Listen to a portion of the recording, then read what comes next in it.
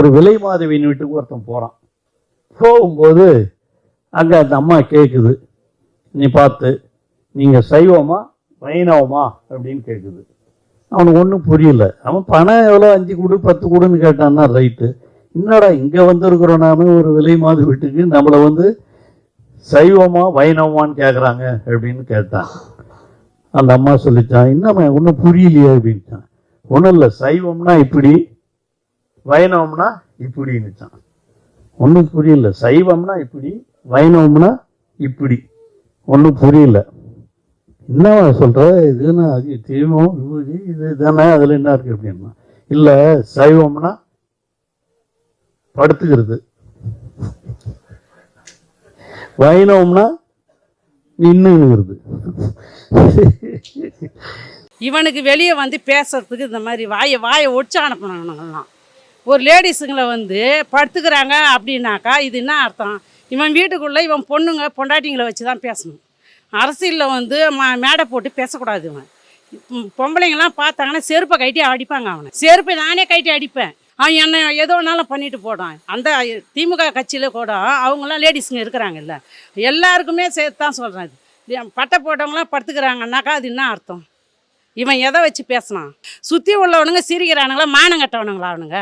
அவங்களாம் பொம்பளைங்க இல்லை, அக்கா தங்கச்சிங்களாம் இல்லை. அவன் எப்படி நைட்டு போய் அவன் பொண்டாட்டி கூட படுப்பான் சொல்லு? பகலில் பேசிட்டு பட்டை போட்டு அவன் பொண்டாட்டி கூட எப்படி போய் படுப்பான்? அதை முதல்ல வெளியே வர சொல்லு. அந்த வார்த்தைக்கு நான் பேசுகிறேன்னா, நான் டில்லாவே எங்கே வேணாலும் பேசுகிறேன். நான் போயிட்டு என்னை அரெஸ்ட் பண்ணிட்டு பிடிச்சி அதை பேசுனதுக்கு அந்த இடத்துலையே நாங்கள்லாம் இருந்தோம்னா அங்கேயே செருப்பை கட்டி அடிச்சிருப்போம். இப்போ நான் இந்த செருப்பை அங்கேயே எடுத்து அடிச்சிருப்பேன். ஆனால் நான் அங்கே இல்லை. எங்களை மாரி லேடிஸுங்க அங்கே பார்த்து இருந்துருப்பாங்க. அந்த இடத்துல விளக்கத்தை அவங்க கேட்டு இருக்கலாம், எதுக்கு இந்த வார்த்தையை விட்டீங்க அப்படின்னு சொல்லிட்டு. அக்கா கனிமொழி அக்காவும் கண்டனம் தெரிவித்தாங்களோ என்னவோ தெரியாது எனக்கு. இருந்தாலும் அவங்க இந்த இதுக்கு என்ன பதில் சொல்லுவாங்கன்னு தெரியாது. இந்த கட்சி சார்பாக பேசுகிறது, மற்ற கட்சின்னு பொதுமக்களுங்க இன்னும் கொந்தளிச்சின்னு இருக்கிறாங்க. ஆனால் இந்த வார்த்தை அவர் கேட்டது தப்பு. அவர் ஒரு பெண்களை எப்படி மதிக்கணும்னு ஃபஸ்ட்டு அவர் கற்றுக்கல.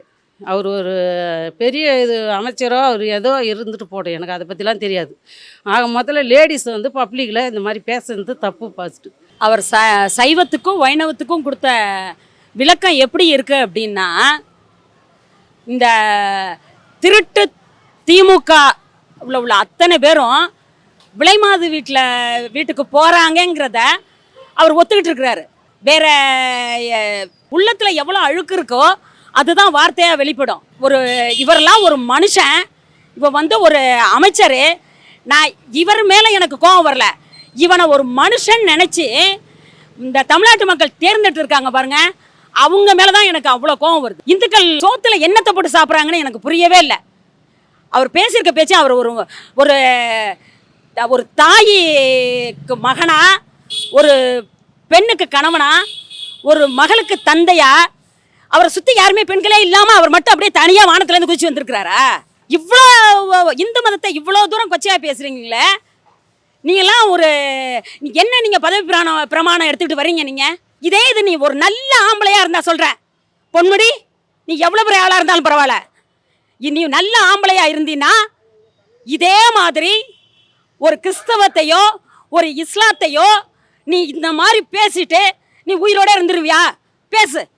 நீ பேசுறேன்னு முடிவு பண்ணிட்டீன்னா எல்லா மதத்தையும் பேசணும். உனக்கு என்ன இந்து மதங்கிறது அவ்வளோ கேவலமாக இருக்குதா உனக்கு? நான் ரொம்ப ஒரு புழுவை விட கேவலமான ஒரு ஜென்மமாக அவரை பார்க்குறேன். அதாவது ஒரு தலைவரை நம்பி தான், தலைவரை பார்த்து தான் அந்த தொண்டர்களும் இருப்பாங்க.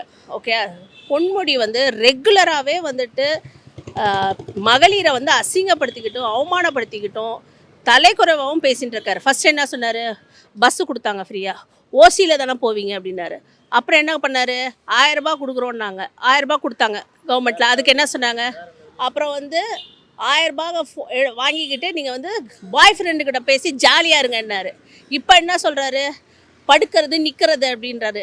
ஒரு கொச்சப்படுத்தி பேசுகிற தலைவர் இப்போ தான் தடவை பார்க்குறேன். இதே மாதிரி நீடிச்சுட்டே இருந்தால் இந்த சாணியில் சேரில் அடித்தாங்களே, அதுக்கு பதிலாக அவரை மனுஷ சாணியில் தான் அடிப்பாங்க. நம்ம திமுககாரன் உங்களுக்கு சொல்கிறேன் பாருங்கள், உங்களுக்குலாம் வெக்கமானம் சூடு சொரணம் இருந்தால் ஃபஸ்ட்டு அவரை அடிப்படை உறுப்பினர்லேருந்து எடுங்க. வெக்கமே இல்லை. உங்கள் வீட்டில் மகளிரே கிடையாதா? இல்லை பொன்முடி வீட்டில் மகளிரே கிடையாதா? மகளிர் என்ன வேணால் பேசலாமா யார் வேணாலும்? மகளிர் கேட்டுக்கோங்க எல்லாரும். அதாவது பொன்முடி எப்போ பார்த்தாலும் உங்களை பற்றி தான் அசிங்கமாக பேசுகிறாரு. மகளிர்னா திமுக மகளிர் சேர்ந்து தான். ஆனால் நீங்கள் போய் அங்கே தான் ஓட்டு போடுறீங்க, பார்த்துக்கோங்க.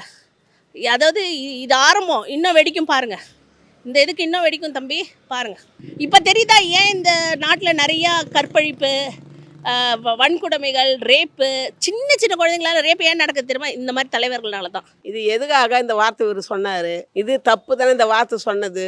அவனை செருப்பு கட்டின்னு அடிக்கணும். அங்கே இருக்கிறவங்களாம் முட்டாள்தனமாக விட்டுட்டு இருக்கிறாங்க. நாங்களாம் வந்து செருப்பு எடுத்து அடிச்சுக்கினே இருப்பாங்கண்ணே. எதுக்கு இது தேவையில்லாத கதையெல்லாம் இப்போ உற்பத்தி பேசணும்? இதெல்லாம் தப்பு, இதெல்லாம் பேசக்கூடாது. இதெல்லாம் அதுக்காக நம்ம நல்லதை தான் நான் பார்த்து பேசணும், கெட்டதெல்லாம் சொல்லக்கூடாது. இது எதுக்காக அந்த வார்த்தை பேசினார் அது சொல்லணும். விருப்பம் வரணும் வெளியே. அவங்கள்ட்ட பொண்ணுங்கிறது அது கேட்கணும். அவங்க பொண்ணுங்க எல்லாமே அது இது அவங்க அப்பா இதுவாக பேசுகிறாங்க. நம்மளாக இருந்தால் நான் எடுத்து அடித்து தேர்த்தி அனுப்புகிறோம் வெளியே. நாங்களாம் வந்து சேர்க்க மாட்டோம். அவர் அது அப்படிப்பட்டவரை வீட்டில் இருக்கக்கூடாது, வெளியே போகணும் தான் நாங்கள் திருத்துவோம்.